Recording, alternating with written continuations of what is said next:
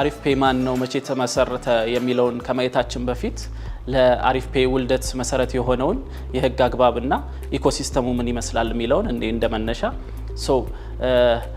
ከ3 እና 4 ዓመታት በፊት የዲጂታል ፋይናንሻል ሰርቪስ መጫወቻ ሜዳ ላይ ባንክና ኤምኤፍአይዎች ብቻ ነበር ኢንቮልቭ ማድረግ የሚችሉት። የዲጂታል ኢትዮጵያ 2025 ትልቁን ስትራቴጂ መንግስት ከመንደፉ ጋር በተያያዘ አሪፍ ፔይን መሰል ተቋማት እዚህ ዘርፍ ላይ ኢንቮልቭ ማድረግ ይችላሉ የሚል የፔመንት ኢንስትሩመንት ኢሹወር እና የፔመንት ሲስተም ኦፕሬተር ወይም ደግሞ በአማርኛው የክፍያ ስርዓት አሳላጭና የክፍያ ሰነድ አውጪዎች የሚል 2 ዳይሬክቲቮች ወጡ። አሪፍ ፔይም ይሄንን ቤዝ በማድረግ የክፍያ ስርዓት አሳላጭ ሆኖ እዚህ ዘርፍ ላይ ኢንቮልቭ ማድረግ ጀመረ ማለት ነው። ምናልባት ይሄንን የክፍያ ስርዓት አሳላጭ የሚለውን ስንሃይ የፔመንት ሲስተም ኦፕሬተር ሆነው ኢንቮልቭ የሚያደርጉ ተቋማት የፖስ፣ የፔመንት ጌትዌይ እንዲሁም የስዊች እና የኢቲኤም ኦፕሬተር ሆነው ኢንቮልቭ ማድረግ ይችላሉ የሚል ዳይሬክቲቭ ነው። በተቃራኒው ደግሞ የፔመንት ኢንስትሩመንት ኢሹወር ሆነው ኢንቮልቭ የሚያደርጉ ተቋማት የሞባይልን ቤዝ ያደረገ በሞባይል አማካኝነት የሚሰጥ የዲጂታል ፋይናንስ አገልግሎት የሚሰጡ ተቋማት ናቸው። እዚህ ዘርፍ ላይ እነዚህ ተቋማት ኢንቮልቭ ያደርጋሉ። ቴሌብርን ጨምሮ ኤምፔሳ እንዲሁም ካቻ ኢንቮልቭ የሚያደርጉበት ሴክተር ነው። አሪፍ ፔይ ኢትዮጵያ ውስጥ የሚታየውን የዲጂታል ፋይናንስ ዘርፉ ላይ የሚታየውን ጋፕ ቤዝ በማድረግ የፔመንት ሲስተም ኦፕሬተር ሆኖ 2021 ላይ ላይሰንስድ ሆኖ በቦዝ የፔመንት ጌትዌይ እና ፖስ ወደ ገበያው ገብቷል ማለት ነው። አሪፍ ፔይ የፋይናንሻል ቴክኖሎጂ የምንለው ሲሆን ካሉት ከፋይናንሻል ቴክኖሎጂዎች ቀዳሚ ሆኖ ከፖስ ጋር በተመለከተ ላይሰንስ የተሰጠው የመጀመሪያ ድርጅት ነው ወይም ኩባንያ ነው። ኦፊሻሊ ከናሽናል ባንክ ኦፍ ኢትዮጵያ ላይሰንስ የተሰጠን በፈረንጆች አቆጣጠር በ2021 ዓ.ም ሲሆን ከዛን ጊዜ አንስቶ እስከ ዛሬ ድረስ ብዙ አገልግሎቶችን ሲሰጥ የነበረ ኩባንያ ነው። እንደ ራዕይ አሪፍ ፔይ ወደ ሜዳው ሲገባ ኢትዮጵያ ውስጥ የሚታየው ዶሚኔት የሚያደርገው የትራንዛክሽን ካሽ ቤዝድ ትራንዛክሽን ነው። እንዲሁም ማህበረሰቡ ላይ የሚታየው የዲጂታል አዌርነስ ስቲል ገና ነው። ይሄንን ቤዝ በማድረግ እንደ ተቋም የዚህ ዘርፍ ላይ ትልቅ ለውጥ ለማምጣት እየሰራ ነው። እዚህ ዘርፍ ላይ ለውጥ የሚያመጡ ሶሉሽኖች ይዘን ወደ ሜዳው ገብተናል ማለት ነው። አሁን ላይ የፖስ፣ የፔመንት ጌትዌይ፣ የኪዋር እንዲሁም የኢንተርናሽናል ሪሚታንስ በኤፕሪል መጀመሪያ ላይ እንጀምራለን። ዋና ራዕዩ የአሪፍ ፔይ ፋይናንሻል ቴክኖሎጂ ዲጂታል የሆነን ዓለም መፍጠር ነው።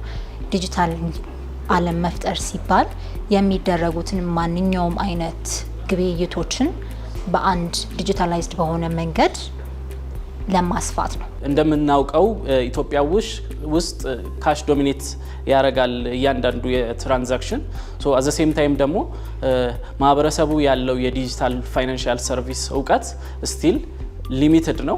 ከዛ ጋር በተያያዘ አሪፍ ፔይ እንደ ተቋም 2021 ላይ ወደ ሜዳው ሲገባ እዚህ የሚታየውን የዘርፉ ላይ ለውጥ ማምጣት የሚያስፈልጓቸውን ሴክተሮች በመምረጥ እንዲሁም ደግሞ ሶሉሽኖችን ከዛ ጋር ሱት የሚያደርጉ ሶሉሽኖችን በማዘጋጀት እዚህ ዘርፍ ላይ አሴ ፔመንት ሲስተም ኦፕሬተር ገብተን ራያችንን ሚት ለማድረግ እየሰራን እንገኛለን። ከአሪፍ ፔይ ፋይናንሻል ቴክኖሎጂ ከፕሮዳክት አንጻር ከምንሰጠው አገልግሎቶች አንደኛውና የምንታወቅበት ፔመንት ጌትዌይ የሚባል ነው።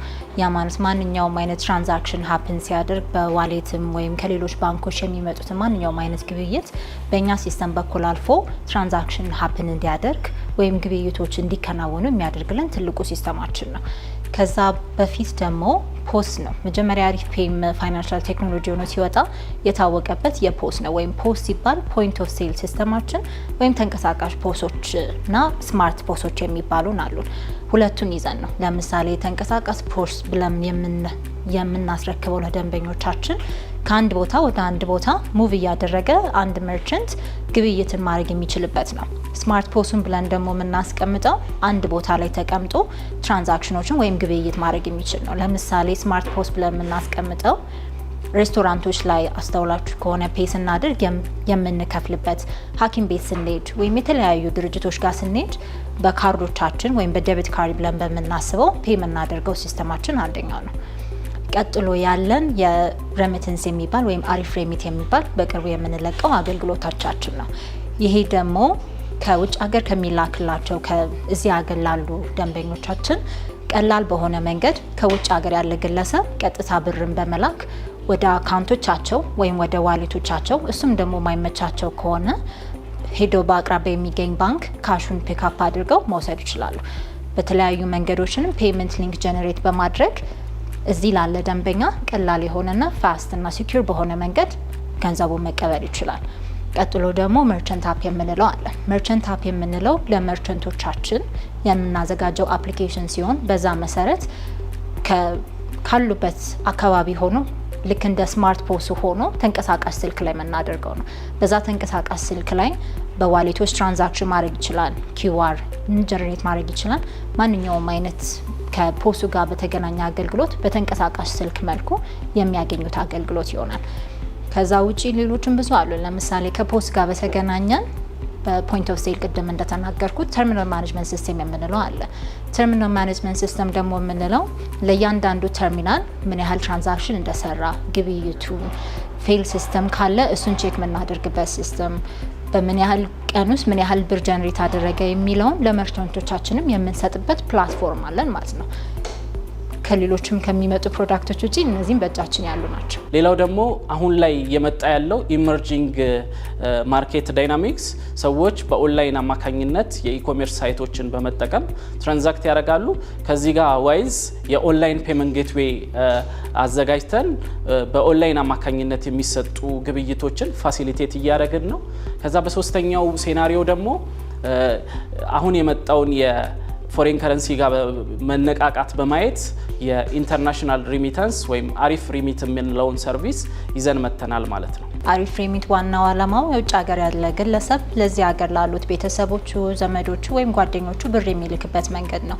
እሱንም ብለን ያስተካከልንላቸው መንገድ የከፈትንላቸው ብዙ መንገዶች አሉ። ከነሱ መካከል አንደኛ ቀጥታ ወደ አካውንታቸው እንዲገባ ማድረግ ይችላሉ። ሁለተኛ በዋሌቶቻቸው እንዲገባ ማድረግ ይችላሉ። ወይም የሁለቱንም አገልግሎት ተጠቃሚ ያልሆነ ደንበኛ ካለ ካሽ ፒክአፕ የምንለው አለ። በአካል ሄዶ ባንክ ጋር ቀጥታ ብሩን መቀበል ይችላል ማለት ነው። እዚህ ላይ ሬሚት ላይ ይሄንን ሰርተናል። ከዛ ውጪ ፔመንት ጌትዌይ ላይ ደግሞ ያሰብናቸው አዳዲስ ፊቸሮች ወይም አዳዲስ ነገሮች አሉ። ከነሱ መካከል ለምሳሌ ሪከሪንግ ፔመንት የሚባል አለ። በተደጋጋሚ ክፍያዎች የሚያስፈልጉን ነገሮች በቀላሉ መንገድ መክፈል የምንችልበት። ሌላኛው ደግሞ ስፕሊት ፔመንት የሚባል አለ። አንድ ፔመንትን ለምሳሌ ለ3 ለ4 መክፈል ካስፈለገ እሱን መንገድ የሚያመቻችልን ነው። ሌሎች ደግሞ ባልክ ፔመንት አለ። ለምሳሌ አንድ ግለሰብ ለአንድ ሰው ብቻ ሳይሆን ለ5 ሰው እኩል መላክ ቢፈልግ እሱን የሚያዘጋጅለትንም ሲስተም ይዘን እንወጣለን። ሌላው ደግሞ እንደሚታወቀው የማይክሮ ፋይናንስ ባንኮች አሉ የአክሰስ ቱ ሎን ሚት ለማድረግ ወይም ጋፑን ፊል ለማድረግ። ነገር ግን እነዚህ ተቋማት ማይክሮ ፋይናንስን ስናይ ስሞል ኤንድ ሚዲየም ኢንተርፕራይዞችን ጋፕ ፊል ለማድረግ እየሰሩ ነው። ባንኮችን ስናይ ደግሞ ሚዲየም ኤንድ ላርጅ ኢንተርፕራይዞች ላይ ፎከስ አድርገው ይሰራሉ። ሶ ይሄንን ጋፕ በማስተዋል አሪፍ ፔይ እንደ ተቋም የአክሰስ ቱ ሎን ለስሞል ኤንድ ሚዲየም ኢንተርፕራይዞች በትልቁ ደግሞ በሰፊው ኤምኤስኤምኢ ብድሮች በመስጠት ላይ እንገኛለን። ከፓርትነር ባንኮቻችን ጋር በመሆን ደግሞ ኢንላርጅ አፕካሚንግ መንዝ ላይ በሰፊው እዚህ አገልግሎት ላይ ኢንቮልቭ እናደርጋለን። አሪፍ ፔይ እንደ ድርጅትም ሲመሰረት ዓላማው የነበረው ዲጂታልን ማስፋፋትን የዲጂታል ፉትፕሪንታችንን ማስፋት ስለሆነ በዲጂታል ላይ ኢኮሜርስን በምናደርገው አገልግሎቶች አሪፍ ፔይ ብዙ አስተዋጽኦ ያደርጋል በሚል እንያዘው። ለምሳሌ አንደኛ ማድረግ የፈለግነው የካሽ ፍሎውን በእጅ ለእጅ የሚደረገው ማንኛውም አይነት ቅብብል ወይም ግብይቱን መቀነስና እኛ ባዘጋጀናቸው ቀለል ባሉ መንገዶች ግብይቶቻቸውን አድርገው እኛን እንደ ሀገርም ማሳደግ ነው ዋናው ዓላማ። እሺ፣ ስለዚህ አሪፍ ፔይ በዲጂታል ኢኮኖሚ ከሚያደርጋቸው አስተዋጽኦች አንደኛ ወጣትን ማበልጸግ ነው። በአብዛኛው እኛ ጋር ሲገባ ብዙ እውቀት ሳይኖራቸው ገና ግራጁዌት እንዳደረጉ የሚገቡ ያዘን ኢንተርን አሉ። ከኢንተርንም አልፎ እስከ ቋሚ የሚሄዱ ልጆች አሉ። ይሄ ማለት ወጣቶቹን አበልጽጎ ለሀገርም ብቁ ማድረግ ነው። ፕሮዳክትን ቢልድ ብቻ ማድረግ ሳይሆን ሰውንም ቢልድ ማድረግ አቅም አለው አሪፍ ፔይ። ከዛ ውጪ ደግሞ በሚሰራቸው ማንኛውም አይነት ፕሮዳክቶች ላይ ለህዝቡ ያገለግላሉ ብሎ የሚያስባቸው በዲጂታሊ እንዴት ማሳደግ እንችላለን ብሎ የሚያስባቸውን አገልግሎቶች ጥናት ካደረገ በኋላ ብዙ የሚሰራቸው አገልግሎቶች አሉ። ከማህበረሰቡንም ከማሳደግ አንጻር ማህበረሰቡንም ከመደገፍ አንጻር በሚሉ ማለት ነው። ተቋማችን አሪፍ ፔ የዲጂታል ኢኮኖሚ ላይ ትልቅ አገልግሎት እየሰጠ ነው። ከመነሻው ጀምሮ ወይም ከ2021 ጀምሮ በሚሊዮኖች በቀን ትራንዛክት እያደረግን በወር ደግሞ በቢሊዮኖች ትራንዛክት እያደረግን እንገኛለን። በተጨማሪም ደግሞ ሌላው የሚታየው ጋፕ አዌርነስ ክሬሽን ወይም ደግሞ ዲጂታል ሊትሬሲው ነው። ከዛ አንጻር የተለያዩ የዲጂታል አማራጮች ወይም ደግሞ የሚዲያ አማራጮችን በመጠቀም ለህብረተሰቡ እየሰራ እንገኛለን። ሌላው ደግሞ ቅድም ለመጥቀስ እንደሞከርኩት አክሰስ ቱ ፋይናንስ ወይም አክሰስ ቱ ሎን የምንለው ማህበረሰቡ ላይ ገና እንደሚጠበቀው አድሬስ አልተደረገም። እንደ ምሳሌ ዘሶኮልድ ሸምሱ የምንለው ሱቅ ላይ ብድር ቢፈልግ ኮላተራል ባለመኖሩ ምክንያት ሸምሱ የምንለው ተቋም ኢንቬንተሪውን ዲጂታይዝ በማድረግ የብድር አክሰስ እንዲያገኝ ማድረግ ችለናል። ሶ አንደኛው አክሰስ ቱ ሎን ነው። ሌላ ማየት የምንችለው ለዚህ ዘርፍ ላይ እንደዚህ አይነት አገልግሎቶች እየሰጠን እንገኛለን። አሪፍ ፔ ወጣቱን ከማሳደግ አንጻር ከካምፓስ ጀምሮ ካለን ህብረት ጋር እያሳደግናቸው ኮዲንግን ቢልድ በማድረግ ኮዲንግ ብቻ ሳይሆን እንዴት ፐርሰናሊቲያቸውንም ዴቨሎፕ ማድረግ እንዳለባቸው ለቢዝነስ ዓለም እንዴት መዘጋጀት እንዳለባቸው እያዘጋጀን እናበቃቸዋለን። አብቅተን ብቻ ሳይሆን ቅድም እንደተናገርኩት እዚህም እድል ይኖራቸዋል። እዚህም ገብተው የራሳቸውን ክህሎቶች እንዲያሳድጉ ብዙ ዲፓርትመንቶች ስላሉ በፕሮጀክት ስር እያንዳንዱ ጋር እየገቡ ማደግ ያለባቸው ላይ በኮዲንግም በፐርሰናሊቲም ዋይዝ አድገው የሚወጡበት ቤት ነው። ወጣቶችን ለስራ ማብቃት አሪፍ ፔ ምን እየሰራ ነው የሚለውን ለማየት ያህል አሪፍ ፔ አሁን ላይ የተለያዩ ወጣቶችን በአፓረንት በማምጣት እነዚህ ወጣቶች የእውቀት ሽግግር መፍጠር እየሰራ እንገኛለን። ሌላው ደግሞ ጋፕ ነው ብለን የምናስበው የፕራክቲካል ኤክስፒሪየንስ ሚስ ስለሚደረግ እሱንም እኛ ተቋም ጋር በመምጣት የፕራክቲካል ኤክስፒሪየንስ እንዲያገኙ እያደረግን እንገኛለን። ሌላው ደግሞ የሚያመጧቸው ሶሉሽኖች ይኖሩና የፋይናንሻል ድጋፍ ማግኘት ቢፈልጉ እነዚህ ወጣቶች የፋይናንስ ድጋፍ እየሰጠን እንገኛለን። አዘሴም ታይም ደግሞ እነዚህ ወጣቶች የሚሰሯቸው ፕላትፎርሞች ወይም የዲጂታል ፕላትፎርሞች ሄዶ ወደ ማርኬቱ ነው የሚቀርበው። እሱን ደግሞ ማርኬታይዝ ለማድረግ እነዚህ ወጣቶች የማርኬተብል እንዲሆኑ የማርኬቲንግ አድቫይዘሪ ለወጣቶች እየሰጠን እንገኛለን። አሪፍ ፔ ከሌሎች ኩባንያ ይለያል። የሚለይበት ምክንያት ደግሞ አንደኛ ቅድም እንደገለጽኩት ከፕሮዳክቶችም ውጪ ሰው የሚያድግበት ፕሌስ ነው። በዛ የተነሳ ዩኒክ ፖይንት አለን። ከዛም አልፎ ደግሞ የምንሰራቸው ፕሮዳክቶች የምንሰጠው አገልግሎቶች ለማህበረሰቡን ያሳድጋሉ፣ ይጠቅማሉ፣ ይበጃሉ ብለን የምናስባቸው ስለሆኑ ከሌሎች ኩባንያዎች ይለያል። ከዛ ውጪም ደግሞ ኦፈር የምናደርጋቸው ፕሮዳክቶች አዘ ፕሮዳክት ዲፓርትመንት ደግሞ ለነሱ ኢዚ የሚሆን መጠቀም የሚችሉበት ለሌሎችን ማስተማር የሚችሉበትን አይነት ፕላትፎርም ስለምናዘጋጅ ወይም ፕሮዳክቶችን ቢልድ ስለምናደርግ አሪፍ ፔ ከሌሎች ኩባንያዎች ይለያል። ከተወዳዳሪነት አንጻር አሪፍ ፔ አሁን ላይ ያላቸው ሶሉሽኖች አሉ። ቅድም የጠቀስኳቸው አንደኛው ፖስ ነው። ከፖስ አንጻር ኢትዮጵያ ውስጥ ፖሶች እንደሚታወቀው የዴቢት ካርድ ወይም ደግሞ በተለምዶ ኤቲኤም ካርድ አክሴፕት የሚያደርጉ ኢንስትሩመንቶች ናቸው። ከዛ ባለፈ አሪፍ ፔ እንደ ተቋም እዚህ ዘርፍ ላይ ልክ ኢንቮልቭ ሲያደርግ ፖሶቻችን ከካርድ ባለፈ ዋሌት ወይም ሞባይል ዋሌት የምንለውን መቀበል እንዲችሉ ያደረገ ብቸኛውና የመጀመሪያው ተቋም ነው። ከዚህ አኳያ የእኛ ፖሶች የዋሌት አክሴፕት ያደርጋሉ። ቴሌብር፣ ሲቢ ብር፣ አዋሽ ብር፣ ሄሎካሽ፣ ኤምፔሳ፣ ካቻ የምንላቸውን ሪሌትድ ዋሌት አክሴፕት ያደርጋሉ። አዘሴም ታይም ደግሞ የሞባይል ባንኪንግ አማራጭ ቢያስፈልግ ፖሶቻችን ላይ ማንኛውም ሰው የሞባይል ባንኪንጉን በመጠቀም እንደ ምሳሌ የእናት ባንክ፣ የአሃዱ ባንክ የሞባይል ባንኪንግ አማራጮችን በመጠቀም ፖሶቻችን ላይ አክሰስ ማድረግ ይችላሉ።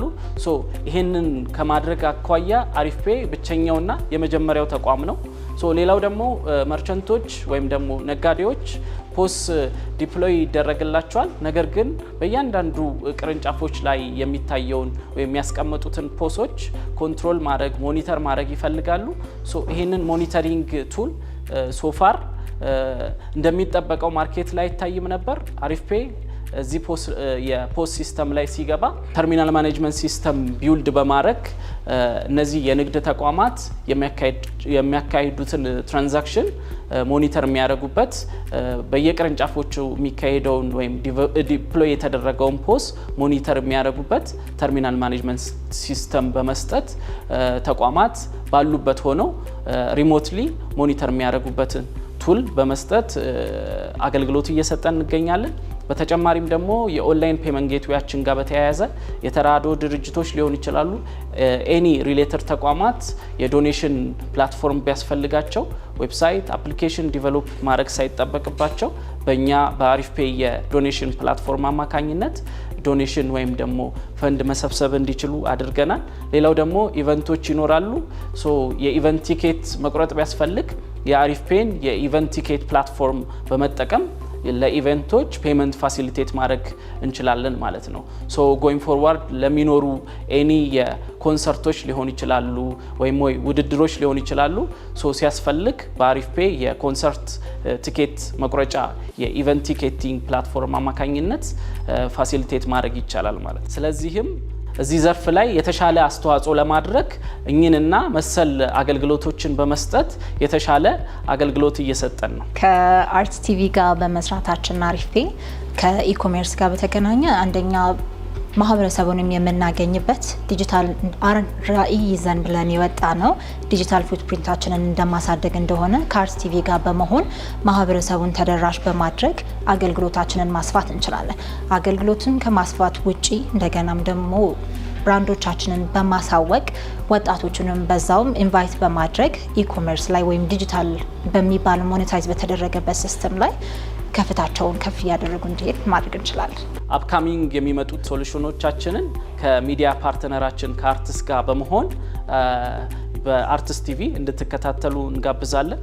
እናመሰግናለን።